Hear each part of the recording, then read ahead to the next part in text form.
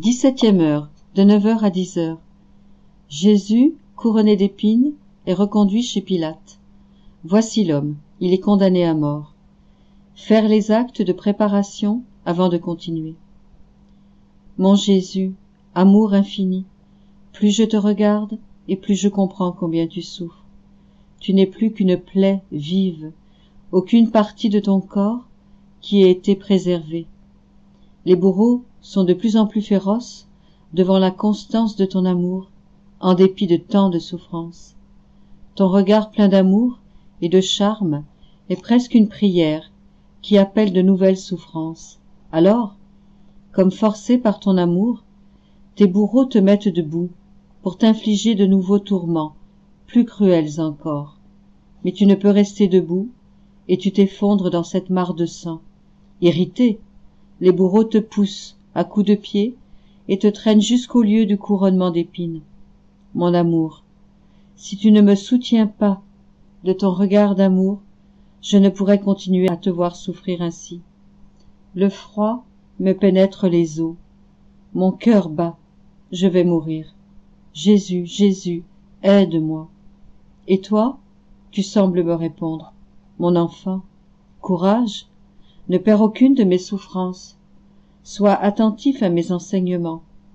Je dois restaurer l'homme en toutes choses. Le péché lui a tressé une couronne d'opprobre et de confusion, de sorte qu'il ne peut plus comparaître devant ma majesté.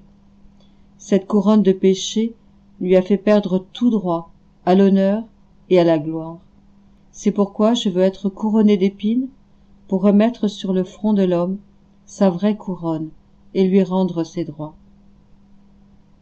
Devant mon Père, mes épines répareront les innombrables péchés de pensée et d'orgueil. Ces épines seront lumière et parole pour tous. Elles seront comme des voix suppliantes pour qu'ils ne m'offensent plus. Unis-toi à moi, prie et répare avec moi. Mon Jésus couronné, tes cruels ennemis te font asseoir. Ils te mettent une guenille de pourpre, se saisissent d'une couronne d'épines et te la posent rageusement sur ta tête adorable. Puis, à coups de bâton, ils l'enfoncent et font pénétrer les épines dans ton front. Certaines s'enfoncent dans tes yeux, tes oreilles, ton crâne et derrière ta nuque. Mon amour, quelle douleur indicible, combien de morts cruelles tu subis. Tant de sang inonde ton visage, on ne voit que du sang. Mais sous ces épines et ce sang, je devine ton très saint visage, rayonnant de douceur, de paix et d'amour. Les bourreaux, voulant ajouter encore à cette épouvantable comédie, te mettent un roseau en guise de sceptre dans les mains. Ils se moquent de toi, te saluent comme roi des Juifs, te frappent sur ta couronne et te giflent. Et toi, tu te tais, réparant ainsi pour les ambitions de ceux qui aspirent à d'autres royaumes et à la gloire. Tu répares aussi pour ceux qui, dans la dignité de leur charge, n'y font pas honneur, entraînant la ruine des peuples et des âmes qui leur avaient été confiées. Par ce roseau que tu serres entre tes mains, doux Jésus, tu répares pour tant d'œuvres humainement bonnes, mais spirituellement vides et accomplies parfois avec de mauvaises intentions. En acceptant ces insultes et ces moqueries, tu répares pour ceux qui tournent en ridicule les choses les plus saintes, en les discréditant et en les profanant. Mon roi Jésus, tes ennemis continuent à t'insulter, et le sang coule si abondamment de ta tête qu'il court jusqu'en ta bouche et m'empêche d'entendre clairement ta voix si douce. Je veux mettre ma tête sur ces épines pour éprouver leurs piqûres. Ô mon Jésus, comme il est bon de rester avec toi, même au milieu de 1000 tourments. Et toi, tu sembles me dire, mon enfant, ces épines disent que je veux être le roi de tous les cœurs. Toute chose m'appartient. Prends ces épines et plante-les dans ton cœur. Fais-en sortir tout ce qui ne m'appartient pas, et laisse-en une en place. Elle sera la preuve que je suis ton roi, et empêchera tout ce qui n'est pas moi d'entrer dans ton cœur. Fais pareillement le tour de tous les cœurs, et en les blessant d'une épine, fais-en sortir tous les relents de l'orgueil, toute la corruption qu'ils contiennent, et constitue-moi roi de tous. Mon amour, mon cœur se serre en te laissant. Je te demande de blesser mes oreilles de tes épines, que je n'entende plus que ta voix, mes yeux, que je ne vois plus que toi, ma langue, qu'elle soit muette à tout ce qui pourrait t'offenser, mais qu'elle soit libérée pour te louer et te bénir en toutes choses. Ô mon roi Jésus, entoure-moi d'épines, qu'elles me protègent, me défendent et me gardent tout à toi. Et maintenant, je veux essuyer ton sang et y déposer un baiser, car je vois que tes ennemis s'apprêtent à te conduire à Pilate pour te condamner à mort. Mon amour, aide-moi à continuer ton chemin douloureux et bénis-moi. Jésus est à nouveau devant Pilate. Mon Jésus couronné, mon pauvre cœur blessé par ton amour et transpercé par tes tourments ne peut vivre sans toi. C'est pourquoi je te cherche et je te retrouve devant Pilate. Quel spectacle bouleversant! Les cieux sont horrifiés, l'enfer tremble de rage. Vide mon cœur, mon regard ne peut soutenir ta vue sans que j'en meure. C'est la force de ton amour qui m'envahit, me soutient et m'oblige à te regarder pour que je comprenne tes souffrances. Et moi, dans les larmes et les gémissements, je te contemple. Mon Jésus, tu n'es vêtu que d'un habit de sang, tes chairs à vif, tes os à nu, ton saint visage méconnaissable, les épines plantées dans ta tête s'enfoncent jusque dans tes yeux. Je ne vois plus que ton sang qui s'écoule jusqu'à terre et y forme un ruisseau qui court sous tes pieds. Mon Jésus, tu es dans un tel état que je ne te reconnais plus. Tu es au plus profond de l'humiliation et de la torture. Ah, je ne puis regarder chose si douloureuse. Je me sens mourir. Je voudrais t'arracher des mains de Pilate et t'enfermer à l'abri dans mon cœur. Je voudrais panser toutes tes plaies par mon amour. Je voudrais noyer le monde dans ton sang, y enfermer toutes les âmes, les conquérir et te les amener comme les trophées de ta passion.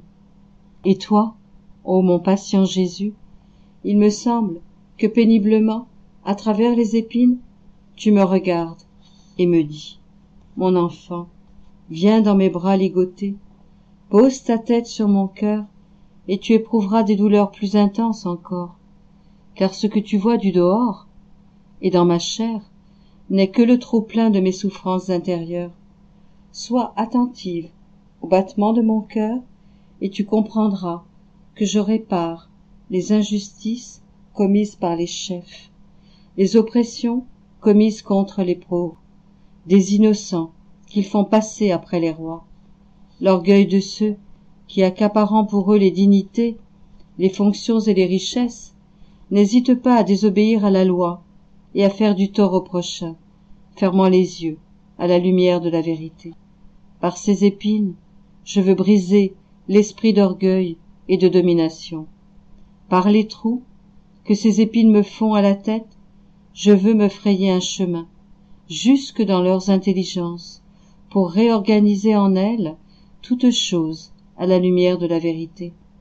En étant si humilié devant ce juge injuste, je veux faire comprendre à tous que l'unique vertu pour l'homme consiste à être roi de lui-même.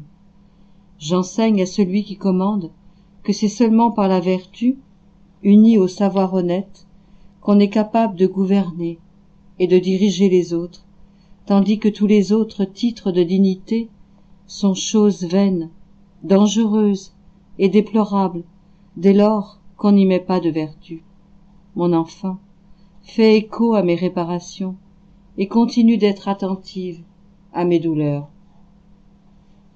Mon amour, je vois que Pilate, te voyant si mal en point, en est tout impressionné. Il frissonne et s'exclame. Est-il possible qu'il y ait autant de cruauté dans le cœur de l'homme? Ah, ce n'est pas ce que je voulais, en le condamnant à être fouetté.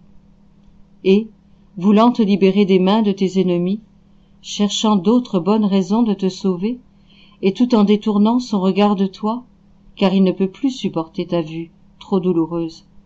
Il t'interroge à nouveau. Mais dis-moi, qu'as-tu fait? Tes gens t'ont remis entre mes mains? Dis-moi, es-tu roi? Quel est ton royaume? Aux questions intempestives de Pilate, toi, ô mon Jésus, tu ne réponds rien.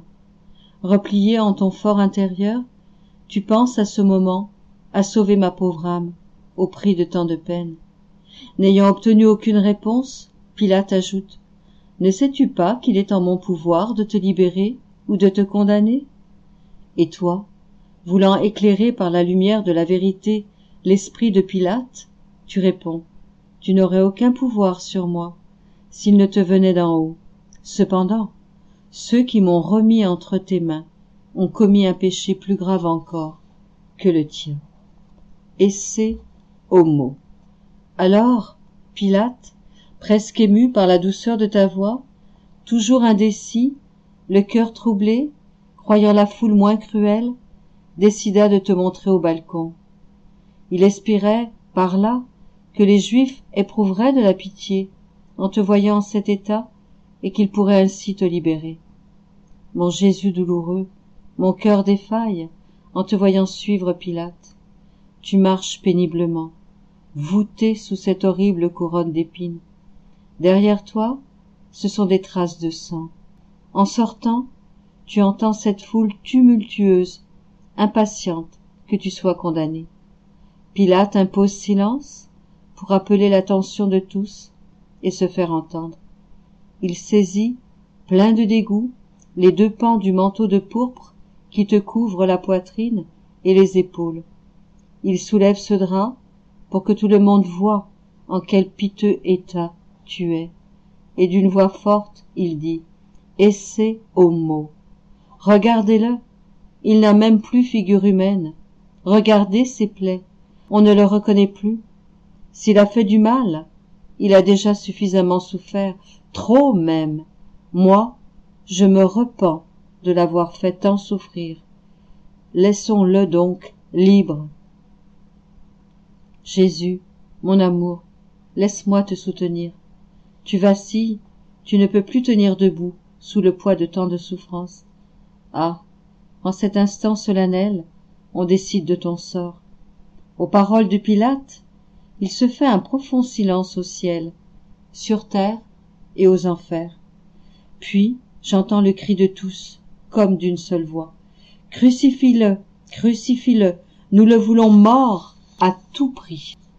Jésus, ma vie, je vois que tu trembles. Ce cri de mort descend dans ton cœur. Dans ces voix, tu entends la voix du Père. Mon fils, je te veux mort et mort crucifié. Ah, j'entends aussi ta chère maman, pourtant affligée et désolée, qui fait écho aux paroles de ton Père. Fils, je te veux mort. Les anges, les saints, et même l'enfer, tous d'une seule voix crient: Crucifie-le, crucifie-le. Si bien qu'aucune âme ne réclame qu'on t'épargne la vie. Ah, dans une horrible douleur, moi-même, avec une force inimaginable, je me sens poussé, à ma plus grande honte, à crier aussi: Crucifie-le. Mon Jésus, pardonne-moi si moi aussi, misérable âme pécheresse, je veux ta mort. Cependant je veux que tu me fasses mourir avec toi. Alors, ému par ma douleur, ô mon cher Jésus, tu sembles me dire: mon enfant, serre-toi contre mon cœur, prends part à mes peines et répare avec moi. L'heure est solennelle, on doit décider maintenant de ma mort ou de la mort de toutes les créatures. Jésus ajoute: il y a dans cet instant deux courants dans mon cœur. D'un côté, les âmes qui désirent ma mort pour trouver en moi la vie, et moi, si j'accepte de mourir pour elles, je les délivrerai de la mort éternelle, et les portes du ciel s'ouvriront pour les accueillir.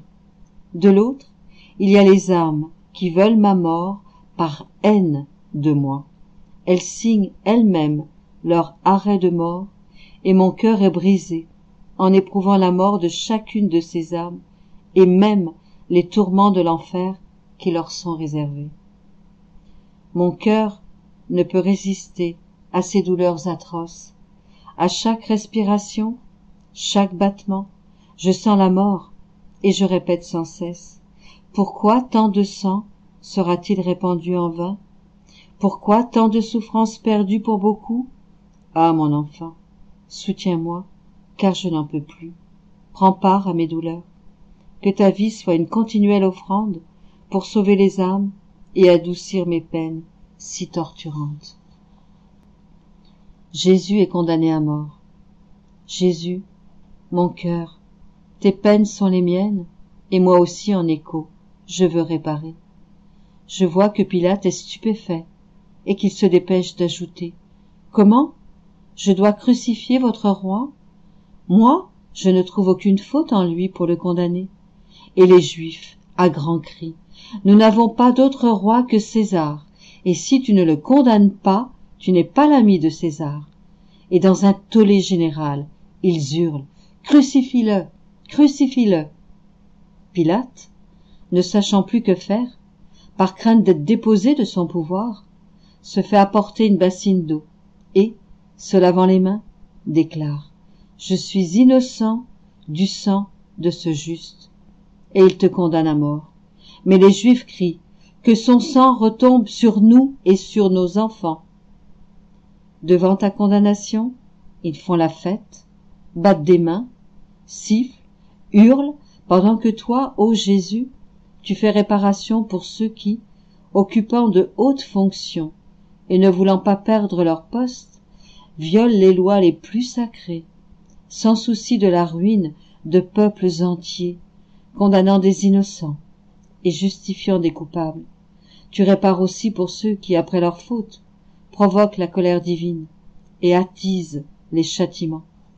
Ton cœur saigne de douleur en voyant ton peuple choisi foudroyé par la malédiction du ciel, malédiction qu'ils appellent eux-mêmes en la scellant de ton sang qu'ils ont appelé sur leur propre tête. Ah, ton cœur faiblit, laisse-moi te soutenir entre mes mains, en faisant mienne toutes tes peines expiatrices, mais ton amour est tel qu'il te mène toujours plus haut, et que, impatient, tu cherches déjà la croix. Réflexion. De 9h à 10h, Jésus, couronné d'épines, est traité comme un roi, dont on se moque. Il est soumis à des insultes et à des souffrances inouïes. Il répare tout spécialement nos péchés d'orgueil. Et nous, évitons-nous toute pensée d'orgueil? Attribuons-nous à Dieu, seul, le bien que nous faisons? Nous jugeons-nous inférieurs aux autres? Notre esprit sait-il se vider des pensées futiles pour faire place à la grâce? Ne sommes-nous pas bien souvent envahis par toutes sortes de pensées? Notre esprit n'étant pas tout ordonné à Dieu, nous nous exposons nous-mêmes à la tentation du démon, et parfois même nous la favorisons. Si notre esprit était rempli de Dieu, le démon, s'approchant de nous, ne trouverait aucune voie d'accès pour nous tenter, et s'éloignerait, tout dérouté, car les pensées saintes ont une telle force contre le démon, que, dès qu'il est confronté à de telles pensées, ce sont aussitôt comme autant d'épées qui le repoussent. Nous avons donc tort de nous lamenter quand notre esprit est tenté par l'ennemi, puisque c'est notre manque de vigilance qui en est responsable, offrant à l'ennemi des occasions de nous assaillir. Il épie les moindres faiblesses de notre esprit, et à la plus petite faille, donne l'assaut contre nous. Alors, au lieu de soulager Jésus par nos pieuses pensées et de lui ôter des épines de la tête, nous les lui enfonçons plus cruellement encore, pleins d'ingratitude. C'est alors comme un détournement de la grâce, qui, ne pouvant plus travailler en nous, ne peut plus produire de saintes inspirations. Nous faisons même pire encore, bien souvent, alors que nous sentons le poids de nos tentations, au lieu d'en faire un fagot que nous porterons à Jésus pour qu'il le brûle au grand feu de son amour, nous nous attristons, nous les soupesons, nous les évaluons, nous en avons l'esprit tellement occupé que notre être tout entier est comme obsédé par ces tentations, de sorte qu'il faudrait un miracle de Jésus pour nous en libérer. Et Jésus, à travers ces épines qui blessent ses yeux, nous regarde et semble dire: Ah, mon enfant, c'est toi-même qui te tiens éloigné de mon cœur. Si tu étais venu tout de suite à moi, je t'aurais aidé à te libérer de ces tentations que l'ennemi a mises en ton esprit, et je n'aurais pas eu à tant soupirer après ton retour. J'ai cherché ton aide pour me libérer de ces épines, mais j'ai attendu en vain, car tu étais occupé au travail que ton ennemi t'avait imposé. Oh, comme tu serais moins tenté si aussitôt tu venais te jeter dans mes bras. Alors, l'ennemi ayant peur, non pas de toi, mais de moi, te laisserait aussitôt. Ô mon Jésus, que tes épines scellent mes pensées dans ton esprit, qu'elles empêchent toute tentation de l'ennemi. Quand Jésus se manifeste dans notre esprit et dans notre cœur, correspondons-nous à ses aspirations ou les oublions-nous? Jésus est traité comme un bouffon, et nous, respectons-nous toutes choses saintes? Avons-nous la vénération qui convient, comme si nous touchions Jésus lui-même? Ô mon Jésus couronné, fais que je ressente tes épines, afin qu'à leur blessure, je puisse comprendre combien tu souffres, et que je te proclame roi de tout mon être. Jésus, exposé au balcon, est condamné à mort par ce peuple qu'il a tant aimé et auquel il a donné tant de bienfaits. Notre bon Jésus, pour nous donner la vie, accepte la mort à notre place. Sommes-nous prêts à accepter n'importe quelle peine pour que Jésus ne souffre plus et ne soit plus offensé? Nous devons accepter nos épreuves pour ne pas faire souffrir Jésus. Et parce que Jésus souffre infiniment dans sa chair, nous, qui continuons notre vie sur terre, nous devons prendre sur nous toutes les peines supportées par Jésus en son corps. En voyant tant d'âmes arrachées au cœur de Jésus, avons-nous compassion pour toutes les souffrances qu'il endure? Est-ce que nous faisons nôtres ces peines pour le dédommager de tout ce qu'il souffre? Les Juifs veulent crucifier Jésus pour qu'il meure dans l'infamie et que son nom soit effacé de la face de la terre. Et nous, voulons-nous que Jésus vive par toute la terre? Chacun de nos actes, de nos exemples, de nos pas, doit laisser une empreinte divine dans le monde, afin que Jésus soit reconnu de tous. Il faut que par nos actions, notre vie soit un écho divin qui résonne d'un bout à l'autre de la terre. Et nous, sommes-nous prêts à donner notre vie pour que Jésus ne soit plus offensé? Ou bien, imitons-nous ce peuple tant favorisé, presque à la ressemblance de notre pauvre âme, tellement aimée de Jésus, et crions-nous comme eux, qu'on le crucifie? Mon Jésus, que ta condamnation soit la mienne, et que j'accepte tout pour l'amour de toi. Et pour te consoler, je me déverserai continuellement en toi, pour te porter dans le cœur de tous les hommes, pour que tu sois connu de tous, et pour qu'à tous tu puisses donner la vie. Faire l'acte d'offrande et le remerciement.